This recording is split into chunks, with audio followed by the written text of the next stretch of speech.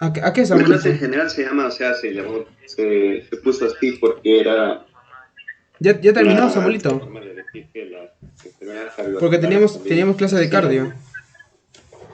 hacían enfermedades cardiovasculares No, pero ya no hay clase de explicaciones Mamani. La clase de cardio es fisiopatológicas virtual. a problemas cardíacos.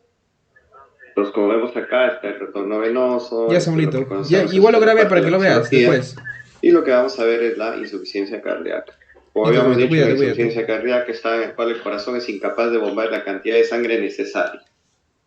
En otros es ¿Clase incapaz de grabada? bombear, ¿No? Yo estoy de grabando acá. mantener un gasto cardíaco Ah, yo adecuado, estaba en ¿no? clase ahorita.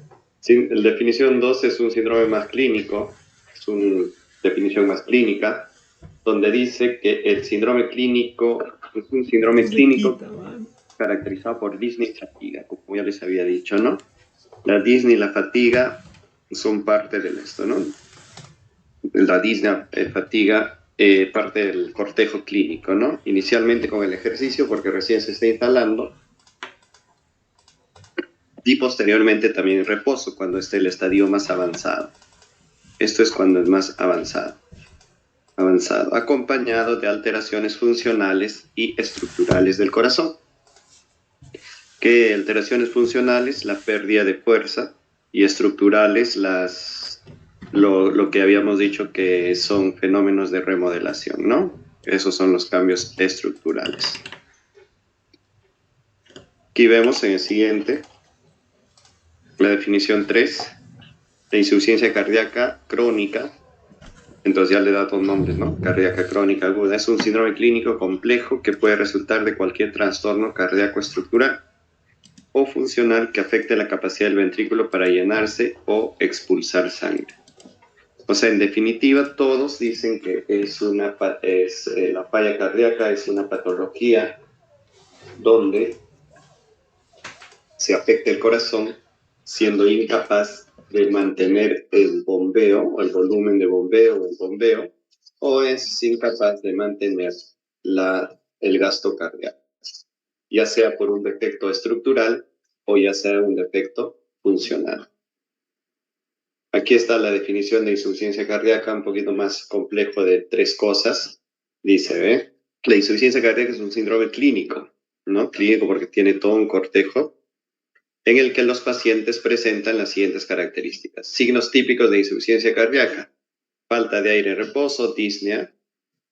Durante el ejercicio, o sea, eso va a depender, ¿no? Durante el ejercicio, esto es la disnea. El reposo, el ejercicio, dependiendo del tiempo de instalación que tenemos, crónico, agudo. Cansancio, inflamación de tobillos. Cuando habla de inflamación de tobillos, se está hablando de edemas. Signos típicos de insuficiencia cardíaca: taquicardia como respuesta, estertores pulmonares, lo que le decía, crépitos en ambas bases. Puede haber derrame pleural, pero el derrame pleural es bilateral, nunca es solamente uno. Elevación de la presión venosa yugular que les lleva a ingurgitación yugular, que lo hemos hablado. Edema periférico y la hepatomegalia esta hepatomegalia porque hay una congestión hepática, ¿no? Congestión hepática. Otra evidencia objetiva de una anomalía estructural, o sea, si le haces un ecocardiograma, puede haber una valvulopatía, por ejemplo, y lo que sí encontramos es cardiomegalia. Otra de las cosas, el tercer ruido, que ya les he hablado, puede haber soplos, si es que este está asociado a una valvulopatía. Puede haber anomalías electrocardiográficas, el zócalo positivo, por ejemplo, o un crecimiento de la aurícula, de las aurículas, y concentraciones elevadas del péptido natriurético, ya sea BNP como pro-BNP.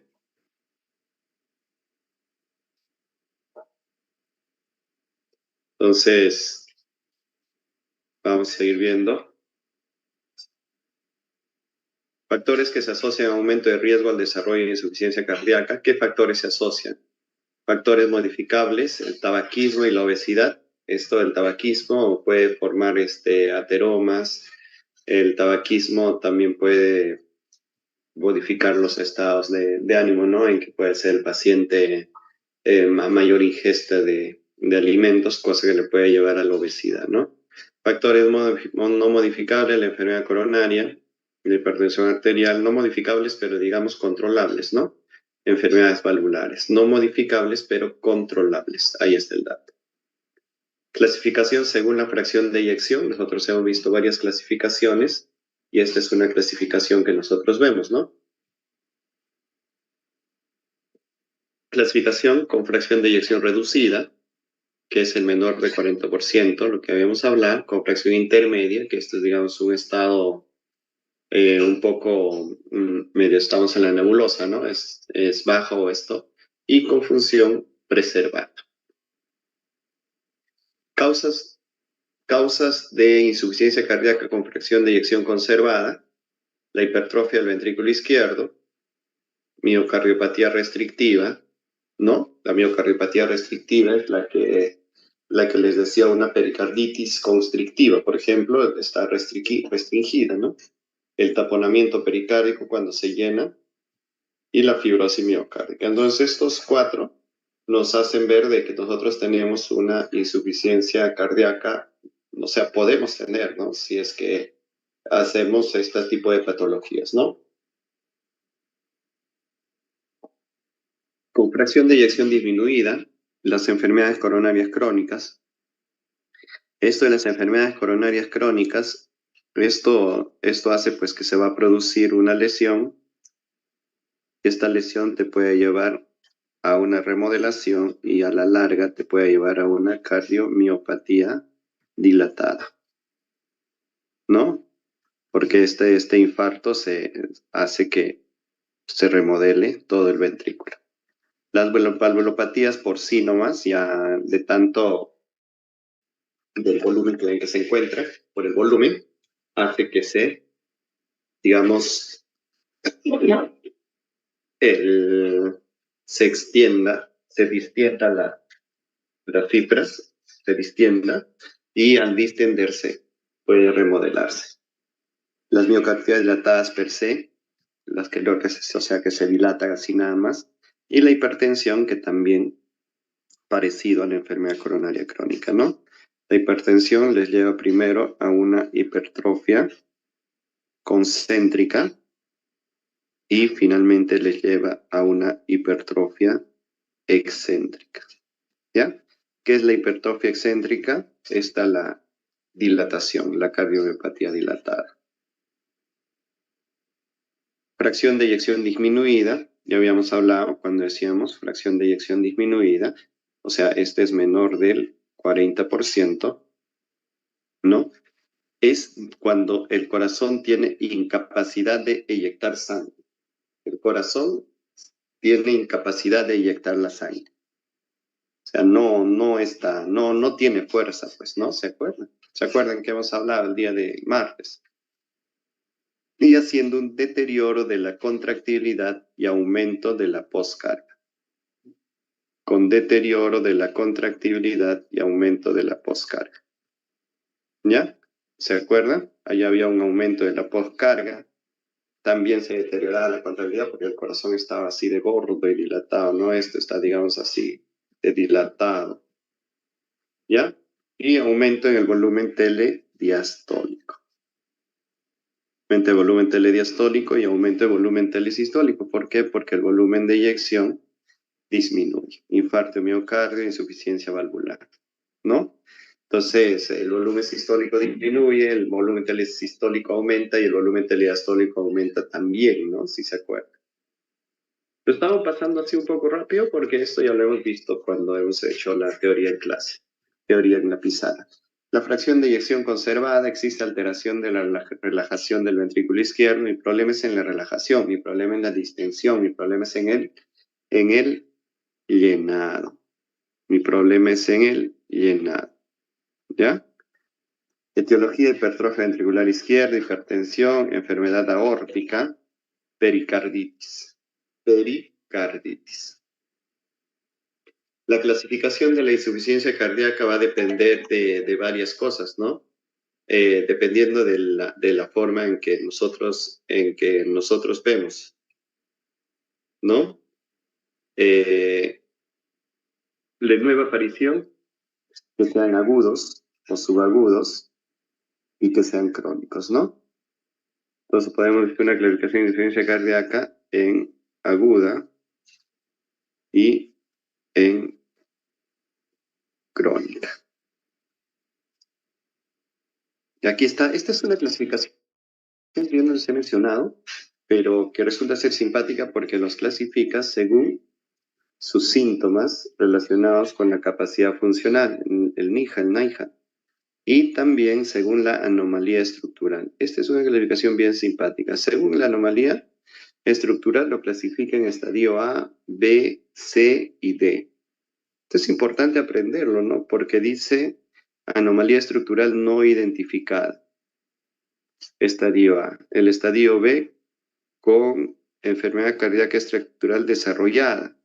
Y el estadio C, que sí es el estadio ya clínico, insuficiencia cardíaca sintomática asociada a enfermedad estructural subyacente. Por ejemplo, una valvulopatía. El estadio C ese es uno de los más, digamos, más recurrentes, ¿no? Y el estadio D ya es signos avanzados de insuficiencia cardíaca, al reposo, ya sea, ¿no?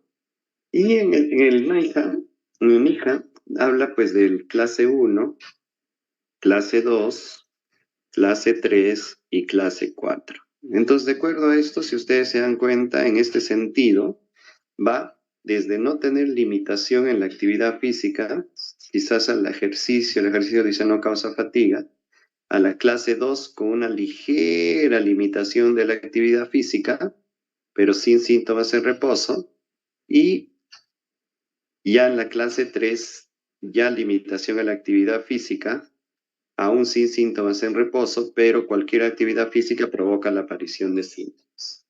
Cualquier actividad física. ¿Ya?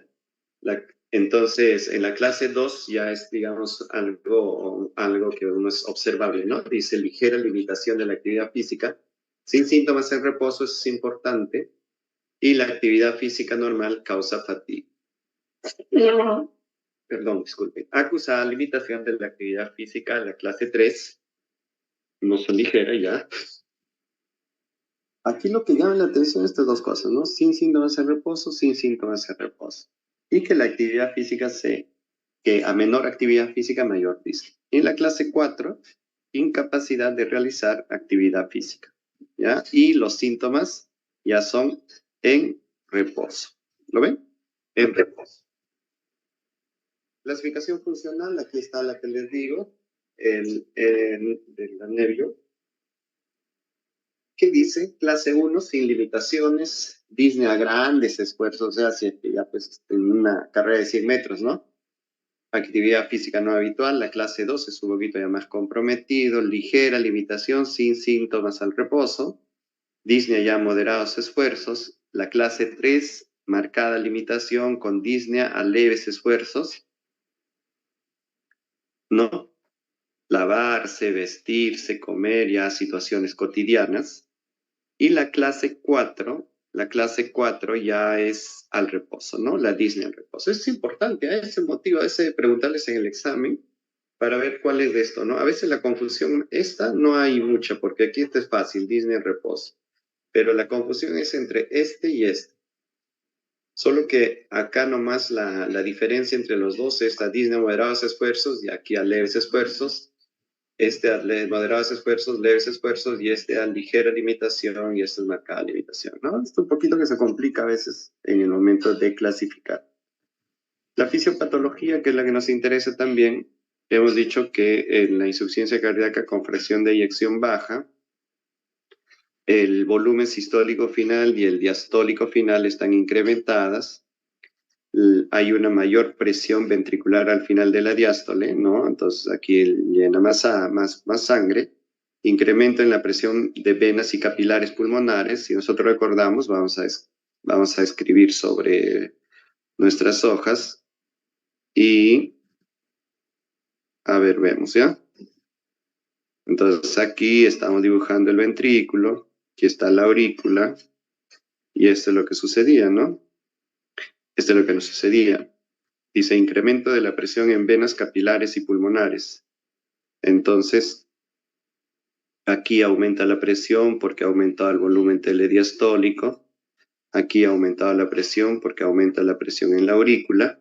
Y aquí ha aumentado la presión capilar pulmonar. ¿No? Entonces, esa presión capilar pulmonar que aumenta a más de 20 milímetros de mercurio. Y esto produce un trasudado. ¿Ya? Produce un trasudado. Entonces, la insuficiencia cardíaca con fracción de eyección conservada,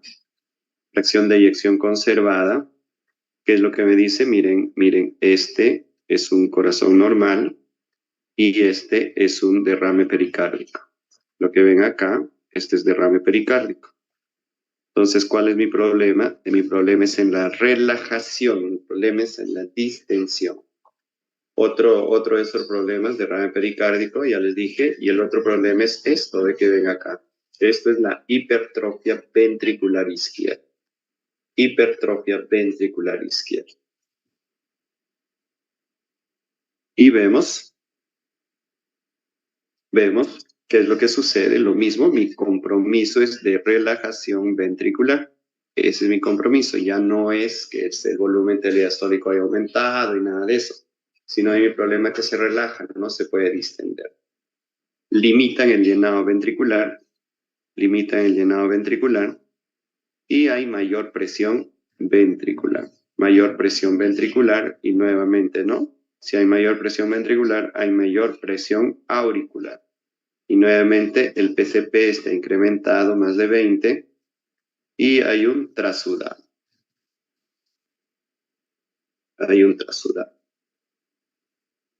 Los mecanismos compensatorios iniciales, que al principio, pues como yo le mencionaba, mira que cómo se compensa, ¿no? ¿Se acuerdan cuando les comenté, miren cómo se está compensando?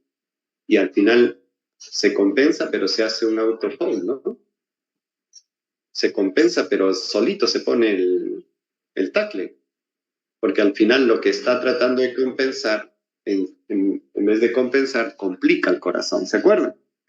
El mecanismo de Frank-Starling, ¿no? El Frank-Starling, que significa que a mayor dilatación, mayor fuerza. Pero ya llegará un momento en que se dilata demasiado, en que no es que haya mayor fuerza, sino que va a suceder, va a hacer que ya no se pueda tener una buena contracción. El otro es el incremento de la vasopresina. La vasopresina secundario a qué? Secundario a que la falta de volumen, pues no, aparenta tener falta de volumen.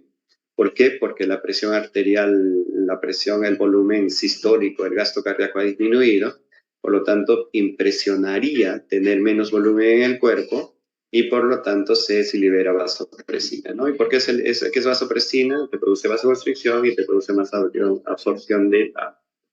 Y activación del sistema nervioso adrenérgico, ¿no? El sistema nervioso adrenérgico funcionaba y esta activación del sistema renina-angiotensina-aldosterona. Esto, si ustedes se acuerdan, cuando vimos hicimos esto, ¿no? Hicimos aquí volumen sistólico, teníamos la poscarga, contractibilidad, precarga, y de ahí frecuencia cardíaca y gasto cardíaco. Entonces de aquí nosotros hicimos nuestros cuadritos con las flechitas, todo y eso es los mecanismos compensatorios, pero son compensatorios inicialmente, ¿no? Que a la larga no compensa, ¿no? Al principio quizás compense, pero al final no lo compensa. Entonces, ¿qué está sucediendo? Miren qué va a suceder. Miren, resulta de que se activa, ¿no? Estos son mecanismos compensatorios, ¿ya? Activación neurohumoral en falla cardíaca. El sistema nervioso autónomo, el sistema renina-angiotensina, aldosterona y el ADH se activan, pues, ¿no? Ustedes saben, mira, se activan. Incrementan la resistencia vascular periférica. Claro está, miren, claro está, porque, mire, ¿qué sucede? Dice que si el gasto cardíaco ha disminuido, la presión arterial ha disminuido, ¿no? Por resistencia vascular periférica. ¿Qué es lo que me quedaría con la resistencia vascular periférica para compensar, para que esa presión esté bien? Aumentar mi resistencia vascular periférica porque mi gasto cardíaco está ahí. Para aumentar esta resistencia vascular periférica, ¿qué es lo que ha pasado? se han activado todo el sistema neurohumoral. ¿Ya? Entonces se incrementó la presión arterial y se mantiene la perfección de los órganos. ¿Qué dice? En el efecto agudo es benéfico y en el efecto crónico es perjudicial. O sea, crónicamente es perjudicial, pues, ¿no? Lo que hemos visto, porque puede ser que esta angiotensina, esta aldosterona y este autónomo produzcan, estos son importantes para producir remodelación ventricular. Activación neurohumoral, dice, responsable de los síntomas de evolución, esto es lo que estamos diciendo, determinante en la naturaleza progresiva, porque están asociadas, nuevamente lo escribimos, a remodelación. Responsables del daño continuado de órganos del sistema cardiovascular. ¿Listo? Entonces, seguimos. Consecuencias a largo plazo. Consecuencias a largo plazo, pues porque eso es lo que está sucediendo. A corto plazo es beneficioso, pero a largo plazo ya no va a ser beneficioso. Causa efectos estructurales. O sea, cambia, remodela. Aquí esta vez lo que les decía, efectos a largo plazo, remodela. Al principio lo compensa, pero al final lo termina remodelando. Hace que el gasto cardíaco disminuya porque es secundario a los fenómenos de remodelación. La capacidad física disminuida porque hay síntomas de fatiga, disnea, ¿no? Fatiga, disnea, medianos esfuerzos, todo eso. Y el impacto fenotípico que yo les hablé de lo que es la caquexia cardíaca. De lo que es la caquexia cardíaca. Entonces, la disminución del gasto cardíaco, secundario a esto, ¿qué es lo que puede suceder? Se estimulan los varorreceptores, hay un estímulo adrenérgico, ¿no? Se activa el sistema simpático. Y miren, ¿ve? Aquí, ¿qué es lo que estaba pasando? Cuando nosotros vimos esto, vimos que también como una forma de compensatoria del sistema nervioso adrenérgico, produce vasoconstricción venosa, vasoconstricción arteriolar, aumenta la resistencia vascular periférica y aumenta la presión arterial. Vasoconstricción venosa, aumenta el retorno venoso, aumenta el gasto cardíaco. Aumenta la contractilidad, aumenta la frecuencia. Pero fíjense, aquí hay algo curioso. Todos estos aumentan el gasto cardíaco y aumentan la presión arterial como nosotros quisiéramos. Pero, digamos, al principio todo parece perfecto, ¿no? Si es que todo esto está sucediendo como respuesta, pero, digamos, en un primer momento es saludable para que posteriormente ya sea deleterio. No sea nada bueno. Activación de renina, angiotensina, aldosterona. Su activación se presenta en etapas más avanzadas, ¿ven? Lo que yo también les avanzaba, más avanzadas de la enfermedad. ¿Por qué? Es una activación secundaria. Es una activación secundaria. ¿Qué va a significar activación secundaria? De que se va a activar secundario al bajo flujo renal. ¿Ya? Uno de ellos es la activación por bajo flujo renal. ¿Y por qué hay bajo flujo renal? Porque el gasto cardíaco ha disminuido la perfusión renal. Ya, ha disminuido también la perfusión renal. También, ¿por qué se activa el sistema renina? Por la actividad simpática. Hemos dicho, el aparato justaglomerular tiene receptores beta 1. Y si es que estuviésemos en el tratamiento, la pérdida de volumen, la disminución de volumen también hace que, por eso el uso de diurético durante el tratamiento puede activar el sistema renina, angiotensina, aldosterona. Entonces, ¿qué hemos dicho? Que hay un corazón, digamos, con una lesión estructural, cualquiera de ellas, que se va haciéndose en falla cardíaca, digamos, está sucediendo un proceso de remodelación. Pero este proceso de remodelación es secundario a los procesos de compensación ¿no? Secundario proceso de compensación simpática del sistema renina-angiotensina-aldosterona, angiotensina-aldosterona, secreción de ADH, todo esto hacen que se produzca remodelación. Y finalmente terminas en dilatación, ¿no? En dilatación, cardiomiopatía dilatada, dilatación. Y estos son los cambios estructurales en insuficiencia cardíaca. Los cambios estructurales en insuficiencia cardíaca, aquí está el remodelamiento ventricular, como es la expresión genómica que resulta en cambios moleculares, celulares e intersticiales que se manifiestan clínicamente como cambios en el tamaño, la forma y la función del corazón luego de una injuria. Miren, este cambio de remodelación, esto significa remodelación. Esto es esta forma y también cambia de forma. ¿Ya? Entonces, aquí está, mírenme, este es bien bonito. Cuando nosotros tenemos acá en el lado izquierdo, en este punto, en el lado izquierdo, vamos a ver que si ustedes ven, van a ver que hay bastantes cardiomiocitos, ¿ven? Ven varios cardiomiocitos, observan, aquí hay varios cardiomiocitos. Estos cardiomiocitos, cuando sufren remodelación, sucede esto. Algunos se hipertrofian y nos llenamos de mayor cantidad de tejido conectivo, de tejido fibrótico. ¿Ve? Aquí nos llevamos en mayor cantidad, cosa que también es deleterio para nosotros, ¿no? Porque este es el proceso de remodelación. Aquí se observa también los procesos de remodelación. Por ejemplo, un proceso de remodelación en un infarto agudo de miocardio. Aquí está sucediendo el infarto.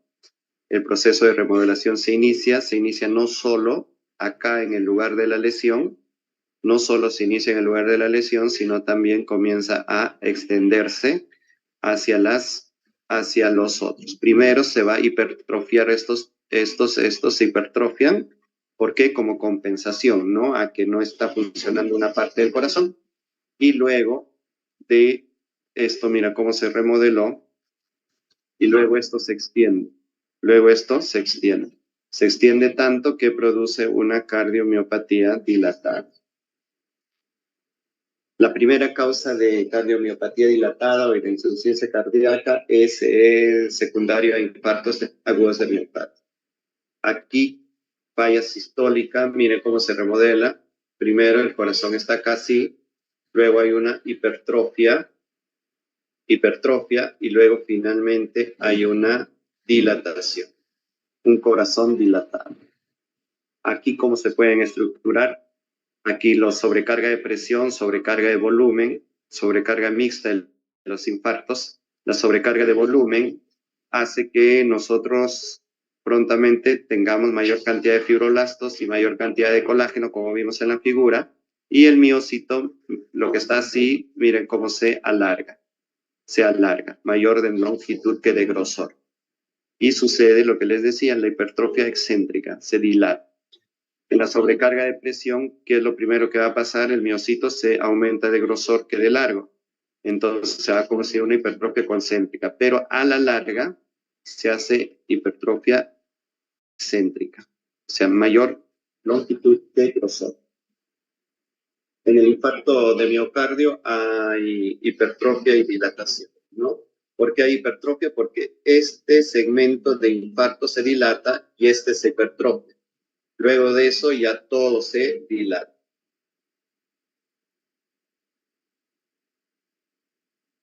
Luego todo se dilata. Aquí factores que contribuyen al remodelado: la isquemia, inflamación, agentes tóxicos, sobrecarga, ¿ve?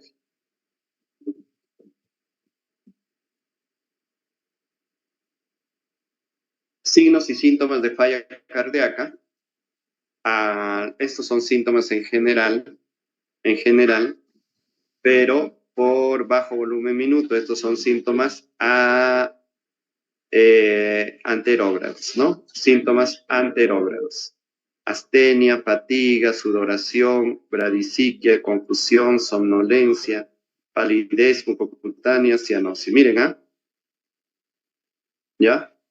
La congestión venosa sistémica, esto es síntoma retrógrado, edema periférico, ascitis, dolor abdominal, congestión pulmonar retrógrado, disnea esfuerzo, atopnia, tos.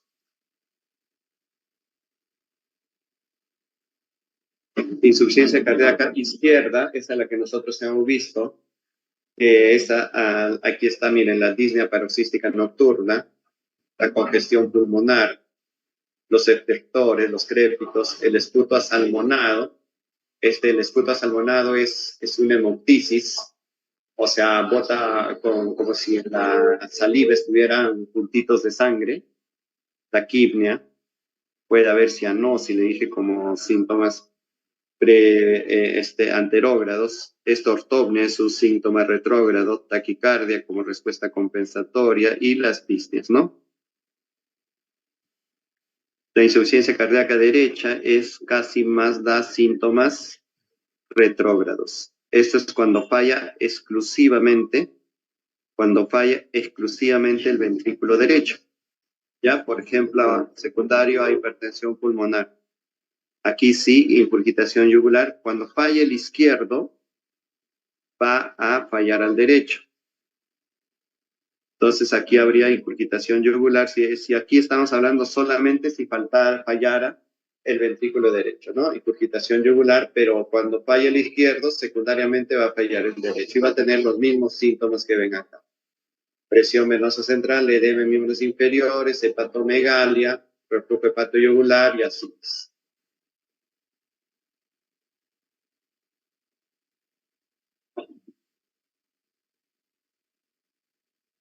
Signos, ingurgitación yugular a 30 grados, o sea, al paciente se le pone a 30, 45 grados, la presencia del tercer ruido, nunca se olviden, ¿ya? Aquí dice especificidad, sensibilidad, por eso dice, cuarto ruido es menos, y la hepatomegalia, edema,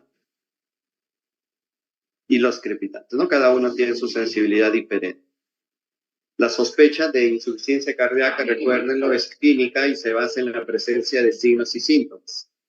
Síntomas, signos, esto es clínica, o sea, si ustedes se encuentran en el examen físico y en la anamnesis algunos síntomas que les pueden llamar la atención, ¿no? Ortopnia, disnea de esfuerzo, tos paroxística, disnea paroxística, ¿no? Ingurgitación yugular, hepatomegalia. Estos son sospechas que hemos visto, ¿no? Si ustedes tienen casi los signos y síntomas, entonces el paciente, ustedes pueden sospechar en falla cardíaca. El algoritmo diagnóstico, nosotros tenemos una sospecha de insuficiencia cardíaca, tenemos los factores de riesgo, todo, y le solicitamos a un paciente un TNT-proBNP. Si el BNP es más de 35,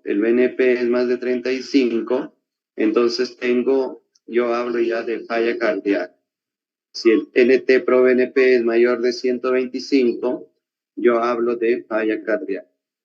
¿Ya? El NT-proBNP. El NT-proBNP, así como el proBNP, se ajustan de acuerdo al sexo de la persona, se ajustan de acuerdo al sexo, a la obesidad, a la falla renal, hasta la raza, se ajusta. Entonces, lo siguiente es hacerle una ecocardiografía y con esa ecocardiografía confirmamos la insuficiencia cardíaca y decimos, ¿no? Fracción de eyección disminuida, intermedia o conservada. Ahora, el péptido natriurético como diagnóstico, por eso dije, si yo tengo clínica, lo siguiente que tengo que tomarle es el BNP o proBNP. Aquí tengo al BNP o al NT-proBNP, que el origen es ventricular, o sea, nos da de la dilatación del ventrículo, y el estímulo es la sobrecarga, ¿no? ¿ya? El NT-proBNP. Entonces, cuando nosotros vemos NT-proBNP, podemos incluso ser un poquito más gráficos. Esto es de una revista donde nos dice pues que aquí, por ejemplo, son un poquito más, digamos, si ustedes ven acá nos dice un BNP más de 35, ¿no? Esta revista, pero acá esta revista española nos dice que si el BNP es menor de 100, ya le da un poquito más de rango, ¿no? De 35 a 100, le da un poco más de rango, y al BNP el otro era 150, que le da 400. Entonces, si le dice menor de 100 a 400 y mayor de 400, le da, ¿no? Si este es mayor de 400, ya está, la insuficiencia cardíaca crónica es probable. Y si es menor de 100 es poco probable. Objetivos primarios de tratamiento, no nos importa ahora, y eso es todo. Lo siguiente, no hay nada más, y hemos hablado ya en dos clases casi de lo que es insuficiencia cardíaca, ¿ya? Entonces, yo creo que ahí con eso completamos nuestro esto. ¿Alguna pregunta? Doctor, ¿me escucha? Sí, te escucho, dime. Disculpe, ¿podría así redundar el proceso de lo que es la remodelación por última vez? La remodelación son procesos, digamos, secundarios a injuria miocardio. Por ejemplo, lo que hablábamos la vez pasada, ¿no? Por ejemplo, la hipertensión arterial es un proceso de injuria. ¿Por qué? Porque está aumentando la poscarga, ¿no? Al aumentar la poscarga, ¿qué es lo que va a suceder como respuesta a esa poscarga?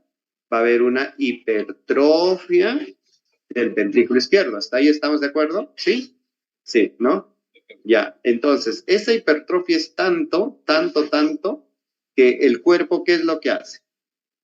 Primero, como la hipertrofia se produce, digamos, un volumen de, digamos, un gasto cardíaco que va disminuyendo, el cuerpo, ¿qué hace? Trata de compensar ese gasto cardíaco. ¿Cómo trata de compensar ese gasto cardíaco? Secretando renina-angiotensina, secretando aldosterona, secretan todo lo que ya sabes. Todos estos, en el tiempo, estimulan todo un proceso inflamatorio en ese ventrículo y lo comienzan a dilatar. Entonces, ¿cuál es la definición de remodelación? Definición de remodelación son cambios estructurales y funcionales de la masa ventricular secundarios a injurias, ¿no? Injurias tanto propias del cuerpo como otras injurias que también pueden haber, tóxicos y otras cosas. Eso es remodelación. Bueno, entonces ahora nos toca solamente el día viernes nuestra clase, y con eso creo que completamos el curso y el examen ya el día lunes, ¿ya? Nos vemos, chicos.